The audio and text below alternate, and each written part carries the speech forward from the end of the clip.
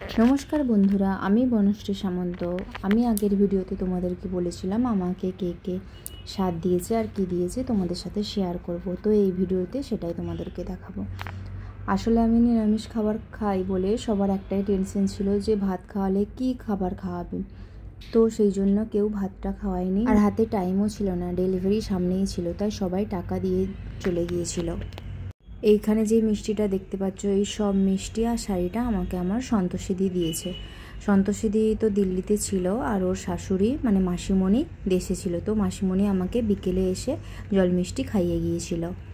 আর দিদি আমাকে বলেছিল যে কি খাবি বল, তাহলে খাওয়াবো। আমি বলেছি সবাই এত টাকা দিয়েছে, সবার এক এক করে খাই, তোকে আর কিছু খাওয়াতে হবে না। বুলটিদি টাকা আর এই শাড়িটা দিয়ে চলে গিয়েছিল।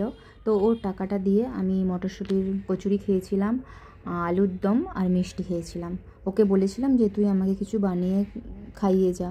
তো ও টেলারিংয়ের কাজ করে, তাই টাইম পায়নি, মানে কাজ ছিল তো চলে গিয়েছিল। এটা আমাকে আমার মেজো জেঠুর ছেলের বৌমা খাইয়েছিল, মানে বৌদি। কচুরিটা তোমার দাদা আর আমি মিলে বানিয়েছিলাম। আমরা 3 বোন, আর আমার মেজদি আসতে পারেনি আমার স্বাদের সময়। মেজদি আর বড়দি দুজনেই আসতে পারেনি।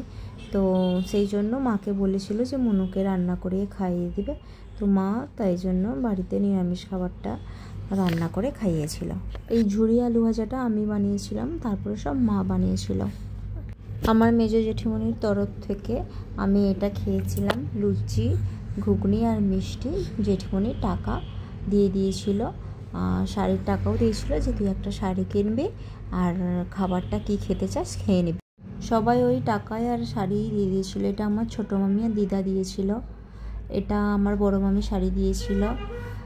সবাই টাকা দিয়ে গিয়েছিল। তো সবার টাকা থেকে আমি পিৎজা খেয়েছিলাম, মোমো খেয়েছিলাম। কুরকুরে মোমোটা আমার খুব প্রিয় ছিল।